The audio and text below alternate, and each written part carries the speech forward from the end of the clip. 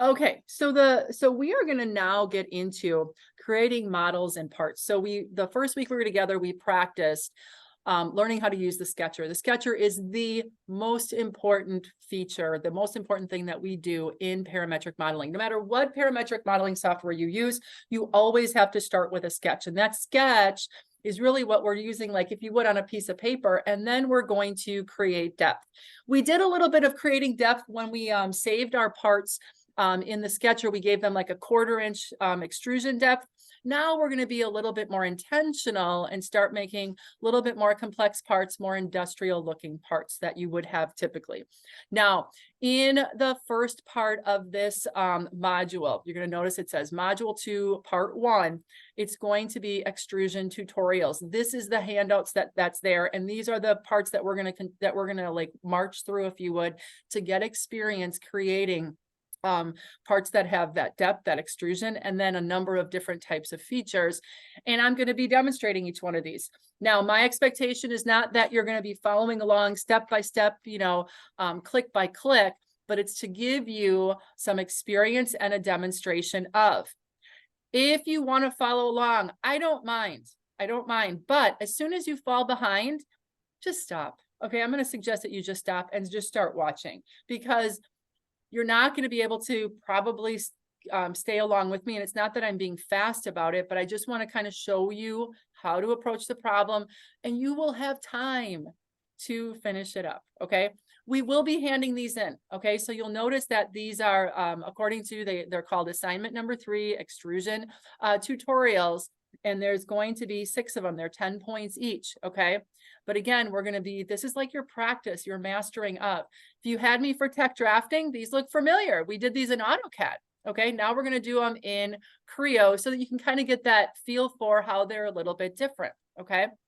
So we're going to start here with the saddle bracket. All right. I want you to resist the urge to just jump in and just start making it just to get the assignment done. Try not to do that, especially when we're developing a skill. I've given you this little lecture before, but remember, it's not just this class. It's not just this 8 weeks. There's an advanced class, and then you've got like a capstone project that you're going to be using Creo in. So there's going to be a lot of hours that you're going to be spending in Creo going forward. And this is just the beginning. So if you're going to, be kind of doing things on your own and going rogue at this point, you'll struggle later on. You will be frustrated. Okay. Now is the time to take the time and just, get the experience and the repetition, and then also the good practices. So often, if we don't catch the good practices, then models don't perform and work out the way that they're supposed to. All right. So that's all that I want to say about that. So let's start looking at our saddle bracket here. Now, when we're doing parametric modeling, just like we did for tech drafting, we got to kind of devise a plan. Okay, we got to devise a plan.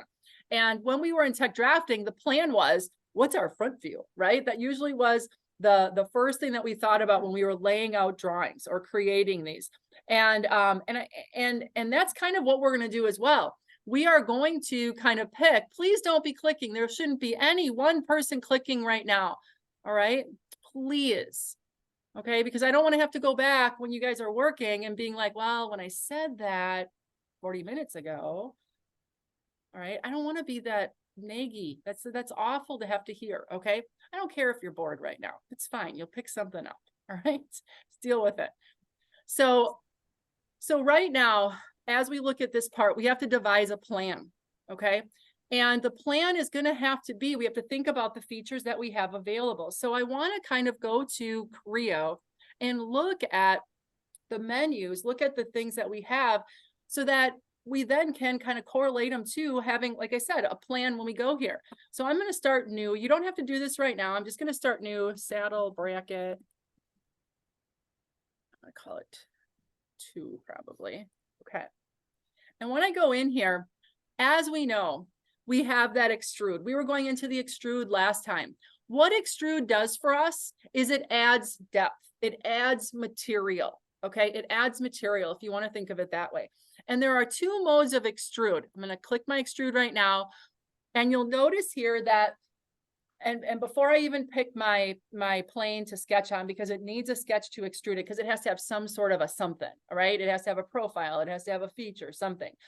But what I have the ability to do here is you'll notice something over here. And this is when I actually have a sketch, but I have the ability to remove material, meaning I can either be in, I'm adding material mode, and that's always going to be the default, or it's going to be, I'm going to remove material. So maybe I'm going to be making a hole or a slot or a cutout. Okay.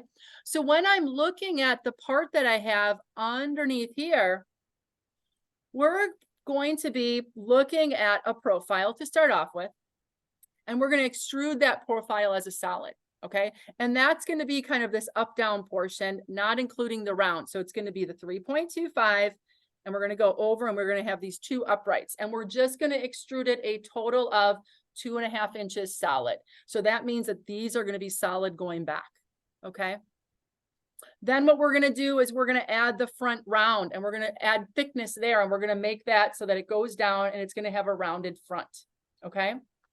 Now, at that point, we have all the material in place thickness wise. Okay.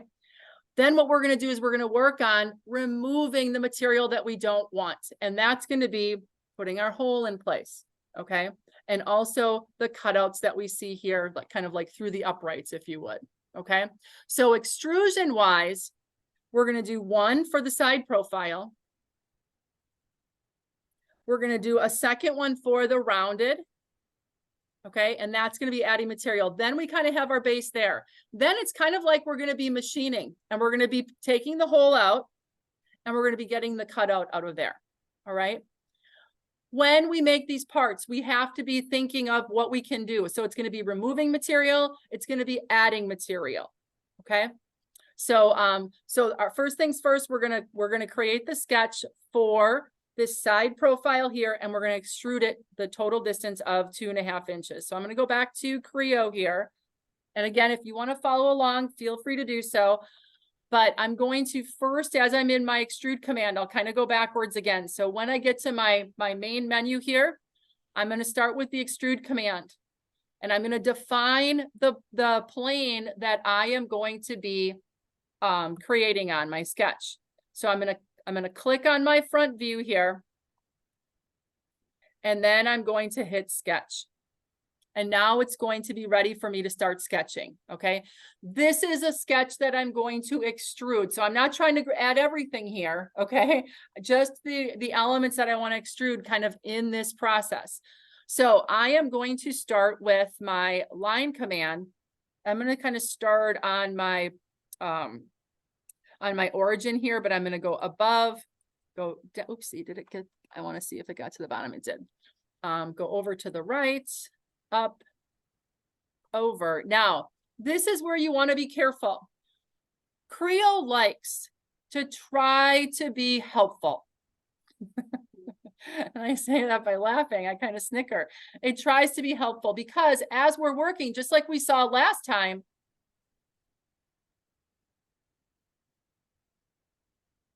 you'll notice that when you make lengths of lines, when you make hole diameters, it's going to want to say, oh, do you want it equal to this last one? Or do you want it the same length as this other one? And you'll see these things light up as you're creating your sketch. This is a pro tip. All right. You probably most of the time don't want that. All right. So that's what you want to avoid here. Okay. Because otherwise you're gonna be wondering like, why can't I do this or that later on? So you have to pay attention. Now, notice that next to my line as I'm going up, it's making it a vertical line. That's okay. I'm okay with that. And then you're going to notice when it gets up here, it's going to want to make a horizontal line. But notice how right here, when I dragged, I didn't click yet. If I click at this point, it's going to make that upright thickness. Oh, wait. See, it can go really long, our lectures. It wants to make the thickness of this upright here equal to, you see the green one down there? I don't want that. Okay. So make sure I try to call them independent features. All right.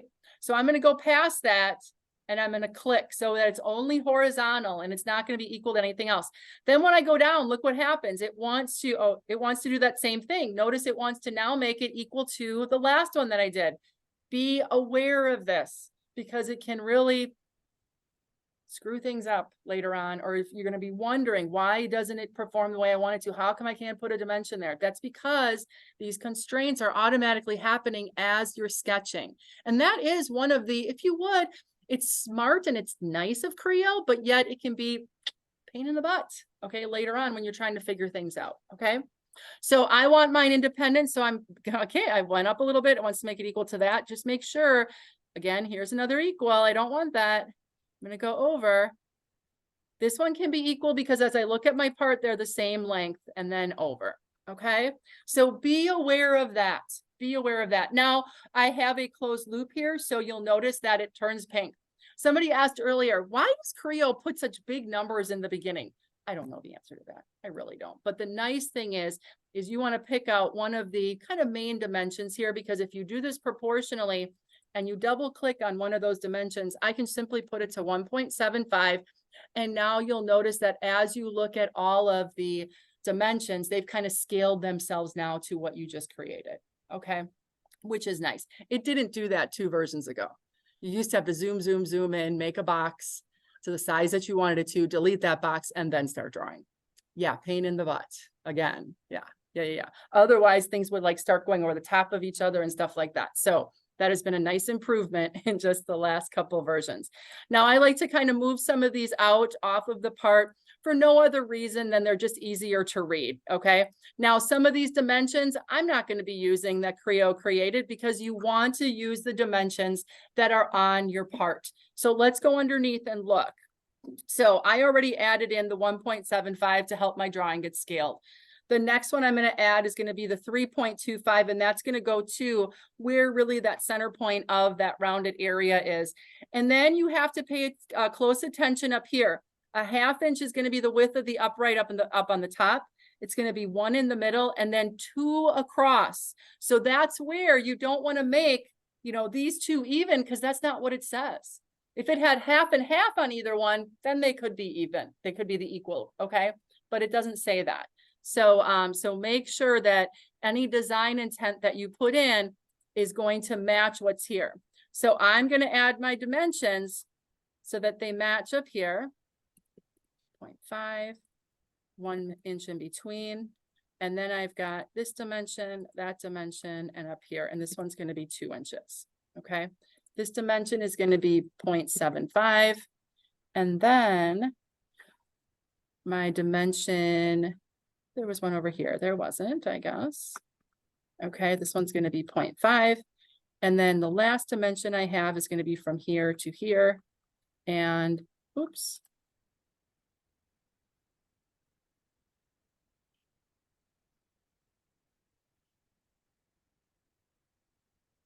Wait. Oh, because I put it here. Sorry. I want to get rid of this one, not 0.75 there. It should be dimension from here to here. That's the dimension I want, 0.75. I inadvertently put that in there. So you just want to kind of double check here. The 0.75 is going to be the cutout coming through. This is the bottom. So 1.75, 0.75, 1/2 inch, 1/2. Okay, my profile looks good. And you'll notice that each one of my dimensions is a strong dimension. There aren't any of those light blue ones floating around, right? So now I'm going to just double check my feature requirements, make sure I have 2 green check marks. If there's anything that is, you know, a yield sign or a red X or anything like that, that means that something's not right in your construction, even if it looks like it's good from your end. So you want to double check that. And then we're going to hit OK. Okay. Now, remember, we told it we were going in on an extrusion. Okay. So right now we're seeing our sketch as flat. I'm going to take my middle mouse button. I'm going to hold it and I'm just going to roller it like this. Okay. That's it. And now this kind of gives me a picture on what it's doing. Notice here, this is the plane that I sketched on. That was the front plane. And it's extruding everything forward, like towards me, if you would, at a distance of, we see the distance in 2 places. It's here on the drawing, but it's also up here in the ribbon. So 2.948. Why it's that number, I have no idea. Creo randomly picks it. What do we want our dimension to be? 2.5, right? It's that depth dimension. So we're going to go up here and we're going to go 2.5. Okay. Now, there are a number of different depths that we can go to. All right. But right now we're just giving it what we call a blind depth. And we just want to create that extrusion to that number. Now, over to the right of my 2.5, I can change the direction of my extrusion. And this is going to come in handy later on when we start adding additional features. And I can change that direction by doing this. So when I toggle this, notice how it goes on one side or the other of the sketch. In this part right here, I really don't have a preference if it goes to the front or to the back. All right. But there might be times when we do. All right.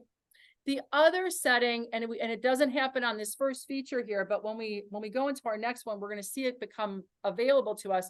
We can remove material.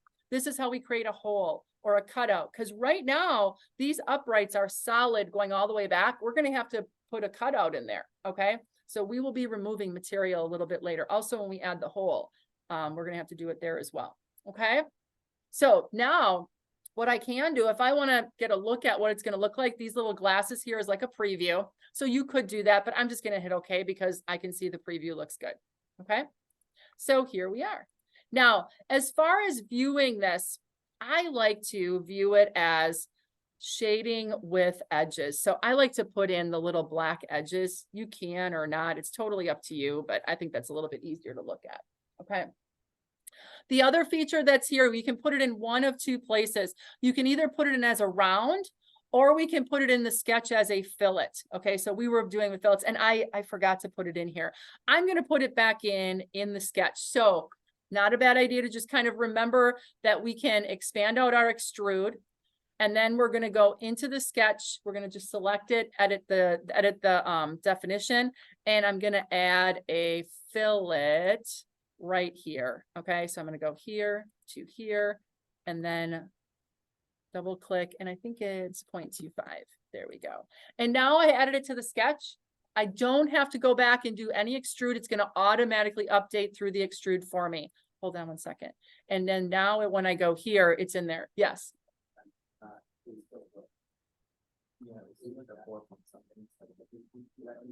Was it really? Oh, thank you. Thank you. Thank you. So let me go back in. I thought I updated. Oh my gosh. Yes, it is. It is blue. Thank you. 3.25. I mustn't have done that. Okay. All right. Now I'm all good. Okay. And then now my extrude. Now let's take a peek here at our design tree. Okay. Over on the left-hand side, this is our design tree. You'll notice at the top of the design tree, it's giving us the name of our part, okay? The name of our part, and it's a .prt. And then below, it kind of just starts off with kind of this basic stuff. It's got a right view or a right plane, top plane, front plane, okay? And then you're going to notice that we created this first feature. This was our first extrude. What you're going to see happen here is that this design tree is going to continue to populate, okay? And when we have an extrude, for instance, we know that there's going to be a sketch associated with that. The sketch is not out at, if you would, the part level. It is inside underneath the feature. So it's like attached to, it's, what do they call it? Parent and child relationships. That's really what they call it. So down here, the sketch is the child of the extrude that we just did. Okay. So if you wanted to go back and change anything about that original sketch, you have to go in underneath extrude number 1 and then select it and do that definition just like we did here. Okay. We can also see the dimensions on this sketch. So you'll notice that we have this dimension 1 here. If we go like this, it'll give us all those original dimensions of the sketch, and we can right here change something if we wanted to. Okay. Now notice the 2.5 isn't here. These are only the sketch dimensions, only the sketch dimensions. So if I go back to my extrude, if I just hit anything around it and then go back to my extrude and I do the dimension here, you'll notice that it adds the sketch dimensions and then the extrude dimension is on here as well now. Okay. So, so that's a number of different ways. If you didn't want to go back like into the actual sketch or into the actual extrude, you can get at those dimensions there and change them at that level if you wanted to. Okay. They're all editable. Okay. So now the next thing that we're going to do is we're going to add the rounded front to the part. Now, once we've gone in and we've identified and we've sketched, for instance, we started on our front plane. From here on out, we're probably going to use more or less the part that we've extruded to actually select the different planes or features that we want to create sketches on. So if we look at our part underneath here, what we're going to do is we're going to create this rounded front, okay? And we're going to create it on this plane right here, because we technically want to sketch on that plane so we can create the rounded front and then extrude it the thickness that we see there, okay? So we're going to go back over to Creo and we're going to do another extrude, okay? So we're going to extrude. Notice that extrude number 2 now just added to our feature design tree or our feature or our part tree, okay? So, so we're going to do that very same thing. We want to place or define where we want to go to. And all we're going to do is we're going to highlight this plane right here. We're just going to hover over it. When it's highlighted, we're just going to click it with our left mouse button. Okay. And now we want to draw a circle that is going to have the middle of this to be its center. So I'm going to go into the circle command on my sketch.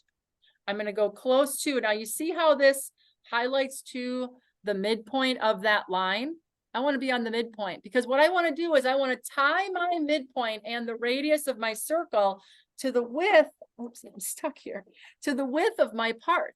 That way, if this part ever gets wider, my radius goes with it, okay? Design intent, design intent. So I'm going to click when I get close to that midpoint.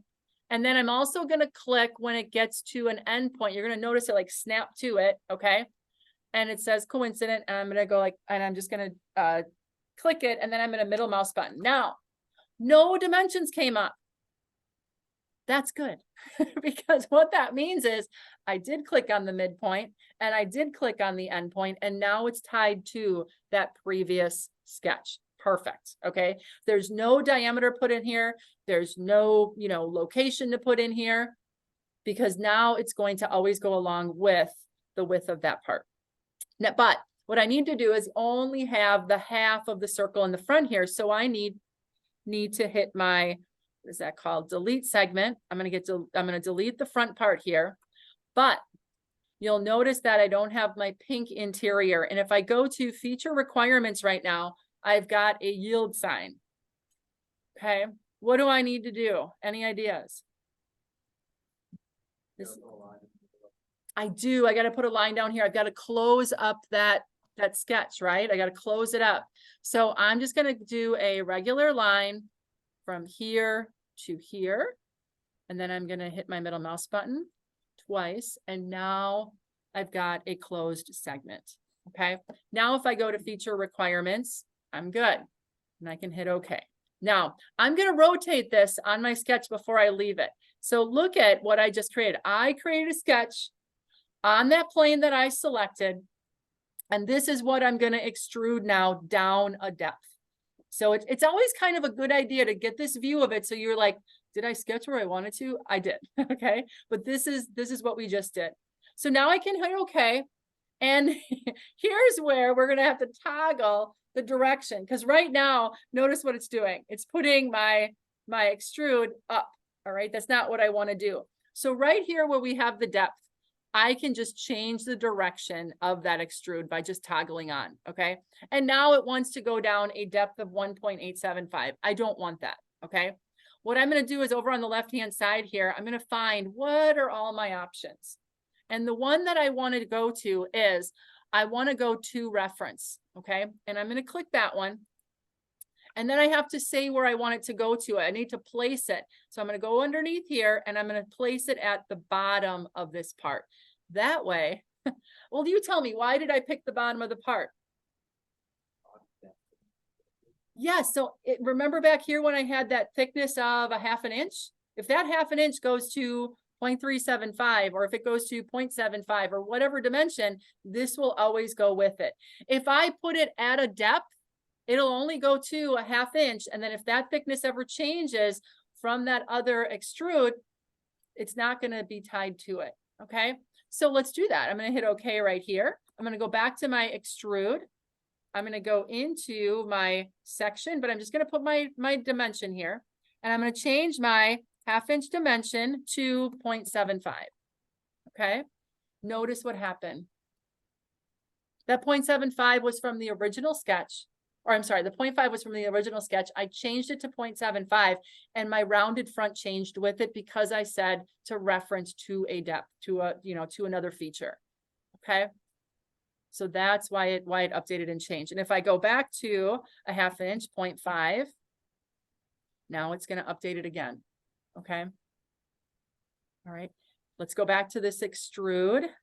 I'm going to edit that definition. Edit definition. And instead of doing reference, I'm going to do it to a depth. I'm going to say 0.5. Okay. Oh, it looks good here. Okay. And now if I go back to that sketch and I edit the definition, the 0.5, oopsie, 0.5 to 0.75, look what happens. See that difference? Yeah, that's the deal. So there are some really cool things we can do, but we can make things look great. But functionally, design intent wise, they might not be what we want later on. Now, does that mean we're going to change every single dimension all the time? No. But if you have any inkling that this could change, remember the design process is never a straight line. It kind of goes like this, and up and down and back and forth. Take 2 steps forward, 3 steps back, and then back again in the forward direction. So you don't know what this is going to look like, especially if it's an R&D, a brand new part. Okay. So think about design intent. So we are going to go back to my section, actually my extrude. I've got to go back to my extrude. Come on. Sorry. There we go. Edit definition. And we're going to put this back to reference, and we're going to go underneath here. There we go. And okay. All right. Any questions about that? I see there's something in the chat. This is where up to surface is really useful in SolidWorks, David.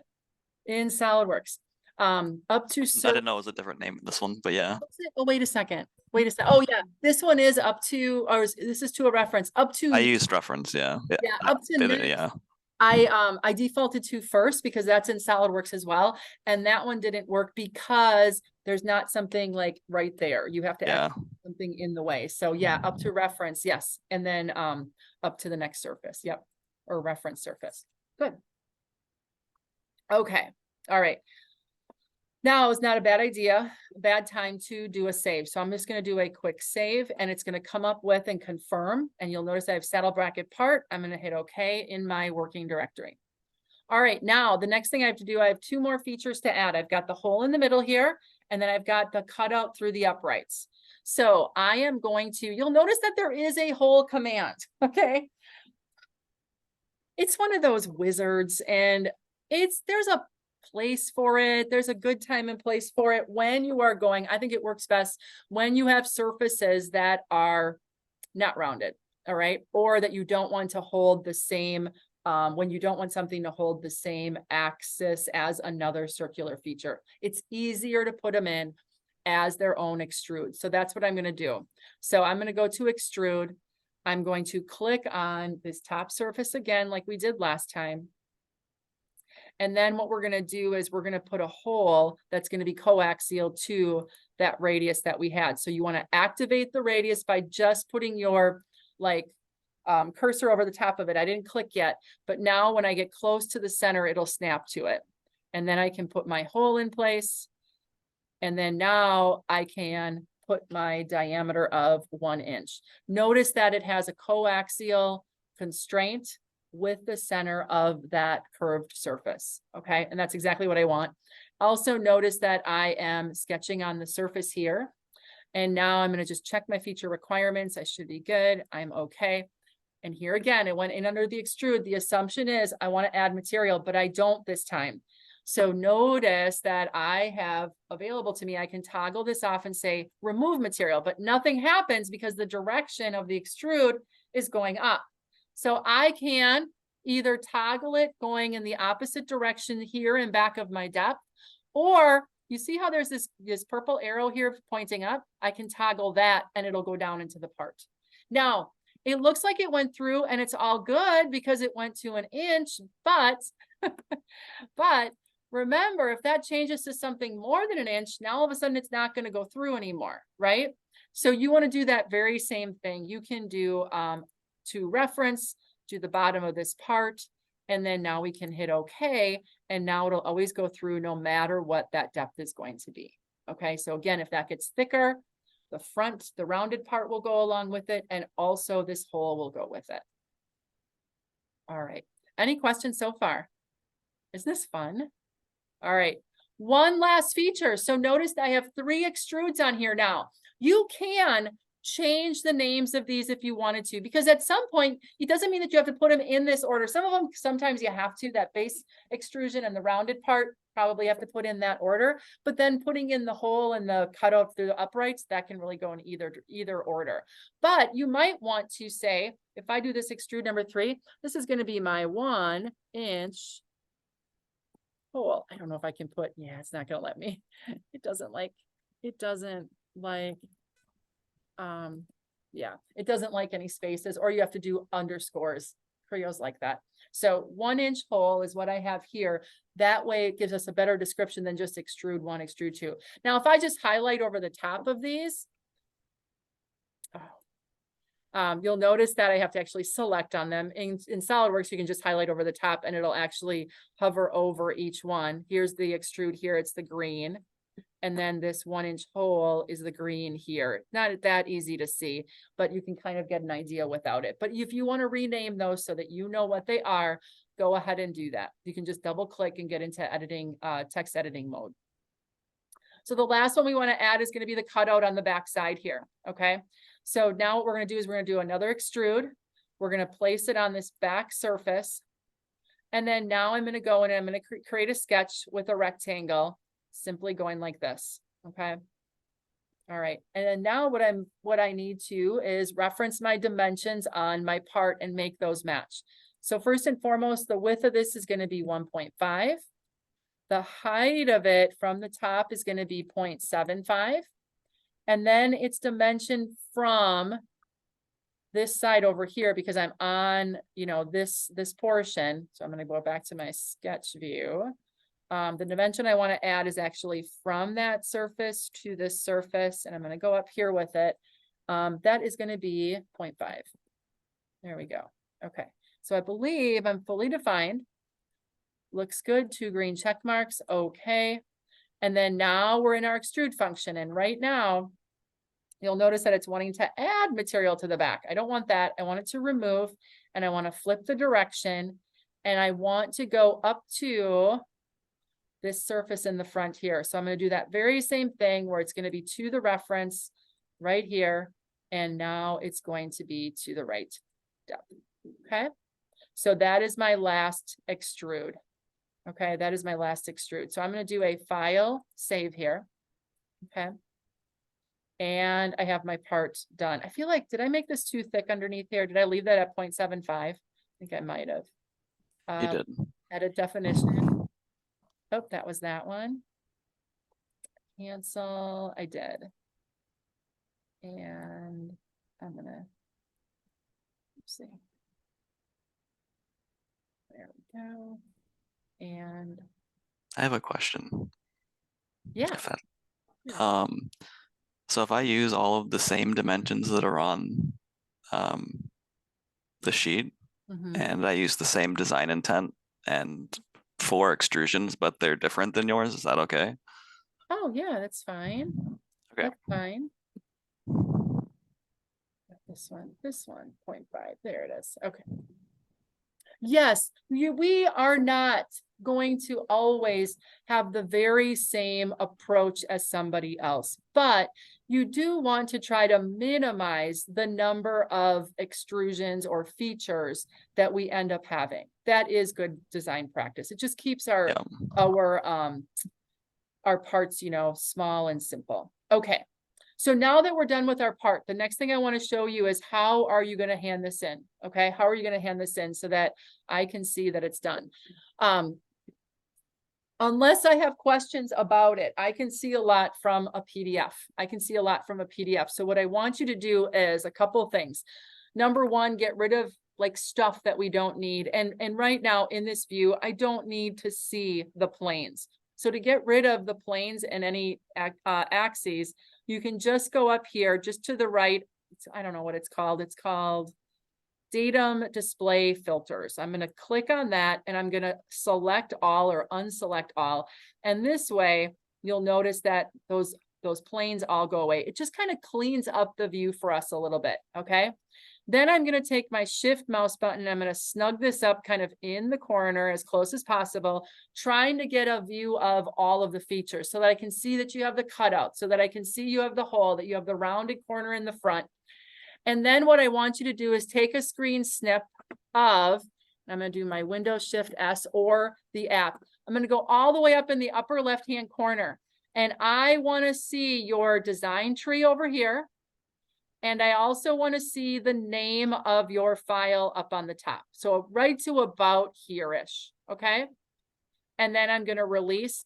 And this will be the screen snip that you will add for the assignment to get graded. So this will be for the SaddleBracket. Okay. Now, if you choose to put it into a document, you want to drop it in, just call it SaddleBracket, or if you just give it its own file name, if you're using that Snip app, that then you can just save it as a file, that's fine too. Just give it a file name, make sure it says SaddleBracket, and that's going to be what you upload. So what I want you to do right now, I'm going to stop the recording and I'm going to give you 15-20 minutes to do this SaddleBracket. All right. And I'm going to come around and answer any questions that you might have, because I know some of you are itching to get started. Okay.